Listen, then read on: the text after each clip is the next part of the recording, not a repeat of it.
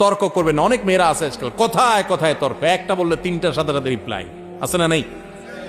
কথা মাটিতে পড়তে দেরি, জবাব দিতে দেরি নাই। মা বোনরা স্বামীদের সাথে দুর্ব্যবহার করবেন না, তারা আপনাদের অভিভাবক, আল্লাহ দায়িত্বশীল করেছেন। আপনার বুঝে না আসলো একটু সবর করেন, সহনশীল হন, শ্রদ্ধা করতে শিখেন।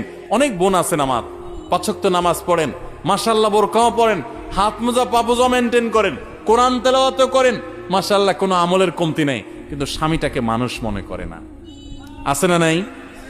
এ আল্লাহর বান্দি কখনো আল্লাহর কাছে প্রিয় পাত্রী হতে পারবে? ঠিক একইভাবে কোন স্বামী যত ইবাদত গুজার হোক, আলেম হোক, দিনদার হোক, দাড়িয়ালা হোক, টুপিয়ালা হোক, নামাজি হোক, কিন্তু তার স্ত্রীকে সে গালিগালাজ করে, খারাপ ব্যবহার করে, কোশ্চেন কালেও সে আল্লাহর খাতায় ভালো মুসলমান হতে পারে? এজন্য ভাই, দাম্পত্য জীবনে পরস্পর প্রতি শ্রদ্ধাশীল হতে হয়, সহনশীল হতে হয়। আজকাল পত্রিকার পাতা খুললে দেখবেন ঠুনকো ইস্যুকে কেন্দ্র করে সংসার ভেঙে যাচ্ছে, খান হয়ে যাচ্ছে, সব বেসবর হয়ে যাচ্ছে, অসহনশীল হয়ে যাচ্ছে। এই যে রমজান মাস গেছে, কি শিখছি আমরা? রমজান আমাদেরকে সহনশীলতা শিখাইছে, সংযম শিখাইছে, আত্মনিয়ন্ত্রণ শিখাইছে, ধৈর্য ধারণ করা শিখাইছে।